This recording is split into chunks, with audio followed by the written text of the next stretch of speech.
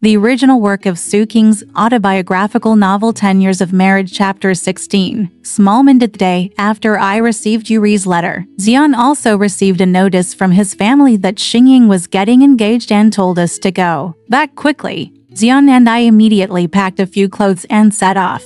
He visited to schools respectively, leaving Motherland to look after the house. He and I hurriedly disembarked, leaving Yubai's matters unavoidably on hold. When we got home, we saw that Chichuchu had been weaned and her wet nurse was going home. She was being held by Lao Huang's mother. When she saw her, she just hid in our arms. I said, "How beautiful Cheku is. Are these new clothes made by your grandmother for you to wear?" Lao Huang's mother said, "No. This time my aunt has promised to marry, and Chichu also has to dress up. I heard that his aunt was assigned to fill a house and would be getting married next year. I think Xingying must be qualified to fill the house. Otherwise, if the groom is a showman, he will be made ugly by her." So everyone was busy for a few days. On the day of the wedding, several neighbors came to watch the fun. Xingying wore a lotus-colored wide-striped short-sleeve cheongsam. She was squirming, her mouth tightly closed, and she didn't dare to smile. I don't know who came up with the idea, but she wore a pair of black glasses on the bridge of her nose, which was so nondescript that I almost couldn't help laughing. Xian said, "My sister is a carefree person. You have to be careful in what you say and do today." I listened in silence, picked up a rose-colored cheongsam and put it on, with a flower on the chest. This should look cheerful enough, right? At around 10 o'clock, the husband's family arrived with gifts. The matchmaker took out a small jewelry box from his arms, and inside it were neatly placed 4 pieces of gold jewelry, a pair of silver coins, a pair of earrings, a gold hairpin, and a large diamond ring. There are 8 other magenta horses, all of which are colored satin. I didn't bother to take a closer look. I just felt that they were colorful, as if they were joking with Xingying. It's a pity that she didn't know where to hide at this time. When I saw the dragon and phoenix golden dumplings, I couldn't help but feel moved in my heart. The round dumplings were yellow and fluffy with pine flower wine. They were filled with red bean paste and lard. They were sweet and greasy. They must be weirdly delicious. There are also 2 types of cakes,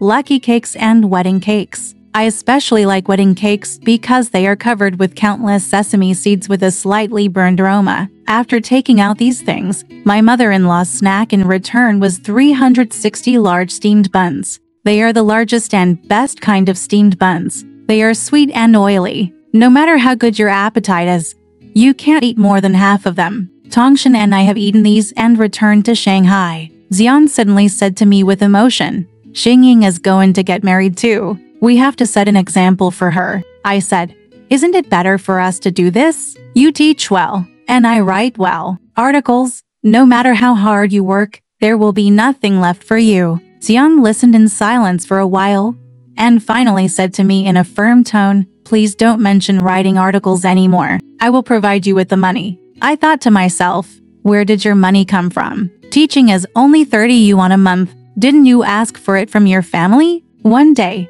I decided to write to Yubai and agreed to write for the magazine he wanted to run. While I was writing, Xian suddenly came back. It turned out that he had forgotten to bring his pen. When he saw me writing a letter, he rushed over, picked up my letter paper, looked at it, and asked me sharply who Yubai was. It was originally an honest matter, but I didn't feel comfortable bringing it to others innocently, so I said that Yubai was an article writer, and he wanted to start a publication now. I agreed to write articles for him. "What does it have to do with you?" Xian was furious when he heard that. "If you want to write an article, please don't stay in my house. You can go out to find Yubai or your own mother." After an argument, he took his pen and stormed out. The more I thought about it, the angrier I became. I no longer had the heart to write a letter. I thought it would be better to go back to live with my mother and work hard to be independent all my life and join a man, so I would be better off being idle. So I hurriedly packed my belongings.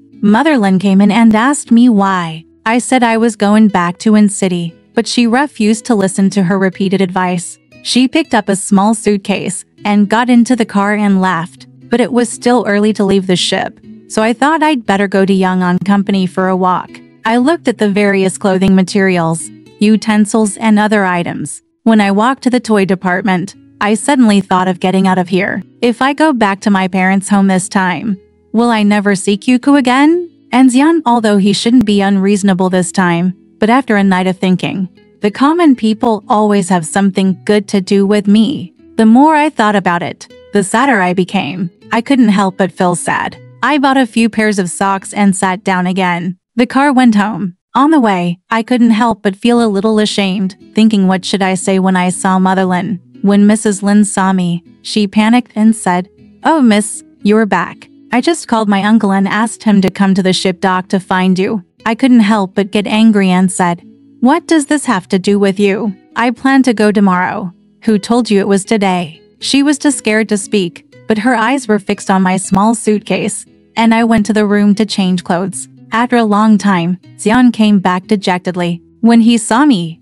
he couldn't help but exclaimed, "Are you here? Are you here?" I couldn't help but feel moved in my heart, but I still pretended to be cold on my face and replied, "I plan to go back to my parents' house tomorrow." So he silently came over and took my hand, put it on his mouth, kissed me, and tears fell. But he didn't say anything about not prohibiting me from writing articles in the future. I was thinking about what I should write in reply to you by.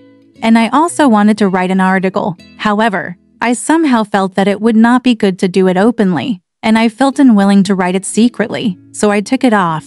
Xian has been very good to me since then. He goes out with me every day, sometimes watching movies, sometimes buying clothes, handkerchiefs, shoes and socks, etc. He also learns dancing from me, hoping to divert my interests. I am very grateful to him, and I was working too hard when I was studying. Naturally, I needed it to have material comforts all at once, but there is always an unpleasant thing in my subconscious mind, that is, in the so-called entertainment venues. There are mostly beautiful women. When comparing myself with them, I always feel that I am not outstanding and beautiful, so I have to be angry and disdain to compare with them. But every time he saw that Xian didn't seem to compare me with them, he got angry again. Therefore, he didn't think that I was superior, but simply ignored me and only compared them with each other. Sometimes he would choose a dancer himself, and then he would pretend to turn around and say to me, "I think this girl is pretty good for you to dance with." I shook my head and said, "Don't dance if you're hungry," he said.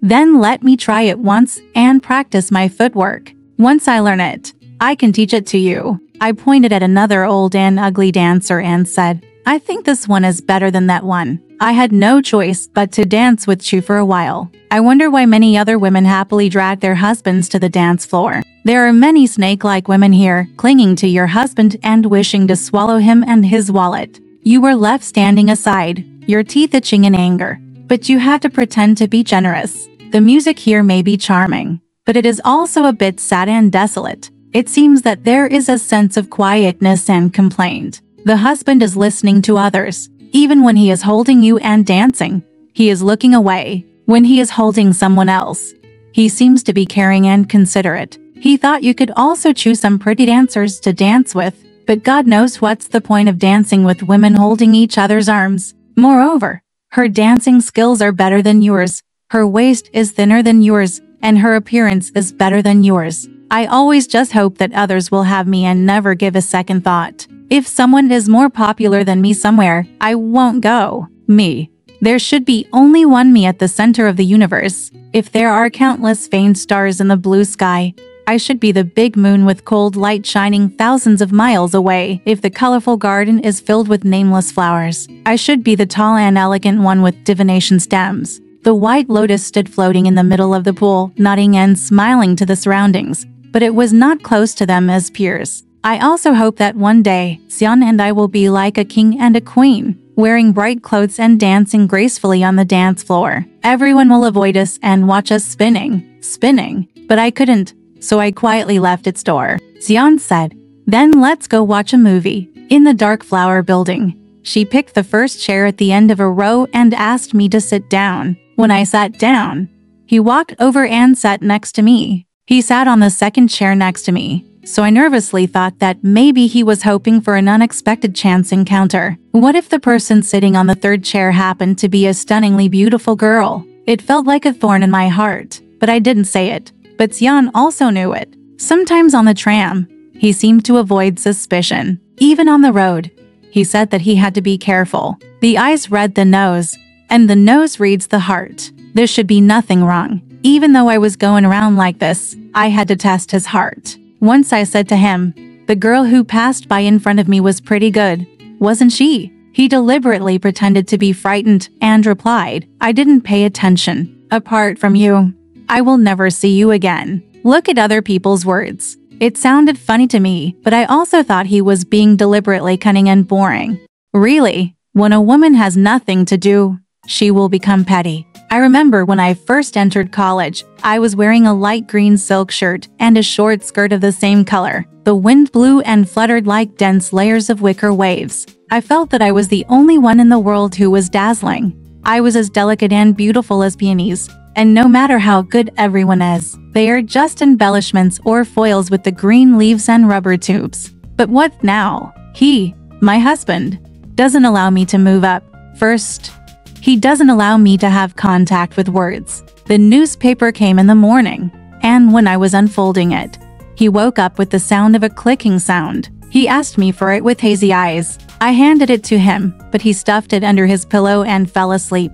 When he finished eating and walked out, he put the newspaper under his arm and took it with him. Although I knew that there were many in his school, I was unwilling to ask him to stay. I was only free to buy groceries. After deducting some money, I bought another one and read it. After reading it, I just threw it away. Sometimes I said to him angrily, "Since you don't like women reading books and newspapers, why didn't you marry an illiterate country girl?" He said, "It's not a bad thing for women to read, but it's not you should just want to write articles and make money to compete with your husband." I believe that ambitious men would rather work hard to get money to spend on their wives, or even give her mahjong. No one is willing to give up. My wife climbed on top of me to show off her skills. I thought, it turns out that men are just as narrow-minded as us women. Also, I was not allowed to listen to other men talking about the last World War, the current dangerous situation in China, the difficult problems of people's livelihood, and even about history, geography, and literary theory. What he means is that a woman should be careless about this kind of thing. The more she pretends not to understand, the cuter she will look. But I understood, so in order to please him, I had to ask ridiculously childish questions. He was pleased with himself, so he told me everything in a show-off manner, sometimes even more ridiculous than me, but I had to pretend to be very convinced. If I meet an honest customer and point out his mistakes to my face, it will make me very embarrassed. It's not good to protect my husband, and it's not good not to protect my husband. Somehow, there are many friends who disagree with Xian, but I always feel that they have good character, and they also respect me.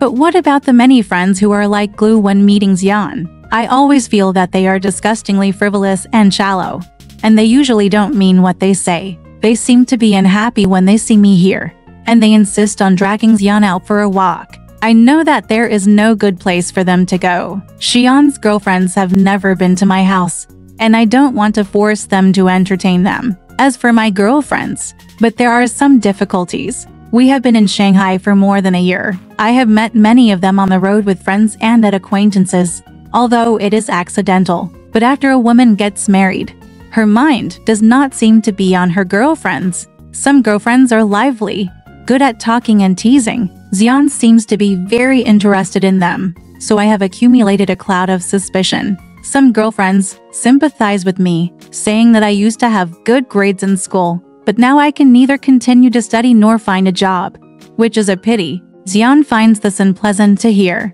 After they leave, he laughs at them behind their backs and says, "These are all female revolutionaries. I think they are here to recruit you into the party. In the future, you can discuss more ways to be economically independent with them and work together for women's liberation." I was unhappy to hear this, and I hated Xian's narrow-mindedness, but I also felt that my girlfriends were not careful with their words, which made me suffer, so I couldn't make friends again. After Xian left, I was so nervous that I didn't dare to read more books. I just chatted with Lin Ma about family matters. Lin Ma said with emotion, "Miss, you were so happy when you were a daughter, but who knew you would suffer such humiliation now?" I couldn't help but feel disgusted when I heard it. On the one hand, I hated Xian, but on the other hand, I forbade Lin Ma to say more. I said, "Although women are troublesome at home, They are more troublesome when they go out to do things. Lin Ma.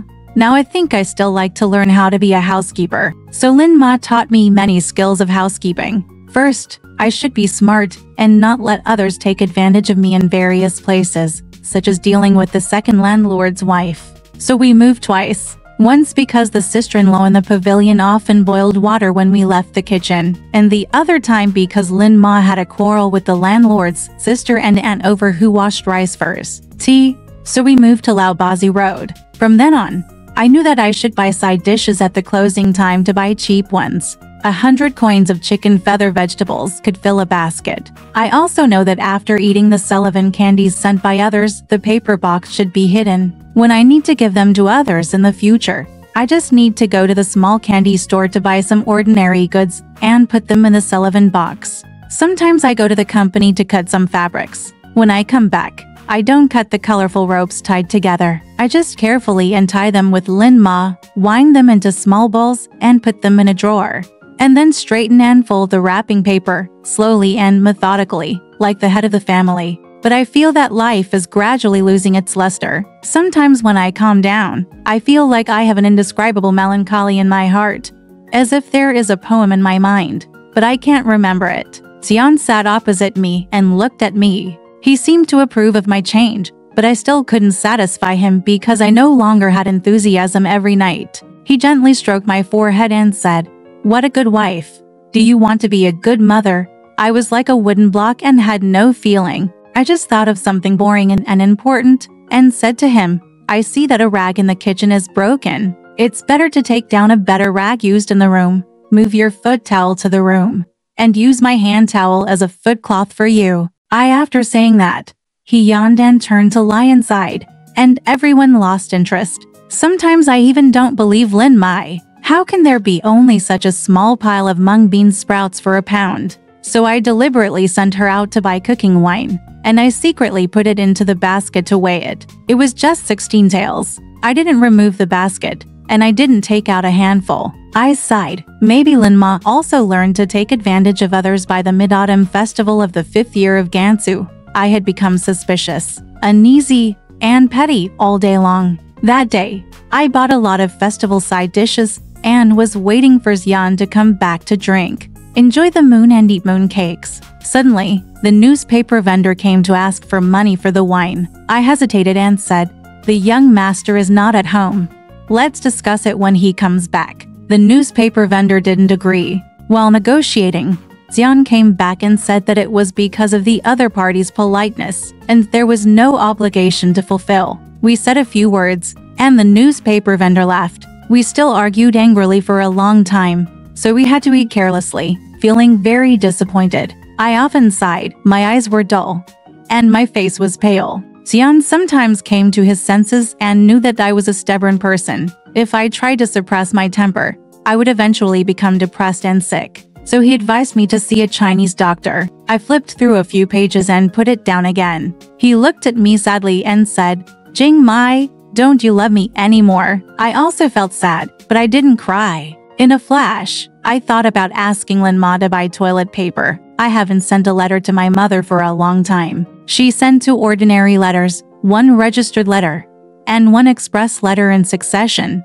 Xian felt that it was too urgent to go, so I just wrote a few lines of peace and sent it to her. After that, I forgot about it. My mother was so anxious that she sent someone to say that she would come to Shanghai to see us. I asked the person to go back and say that it was not necessary, because Xingying was going to get married in October, and Xian and I went back to Wen City together. On the day of Xinka's wedding, I was overwhelmed with emotion. I couldn't help but go into the room alone, sobbing and crying, my shoulders twitching.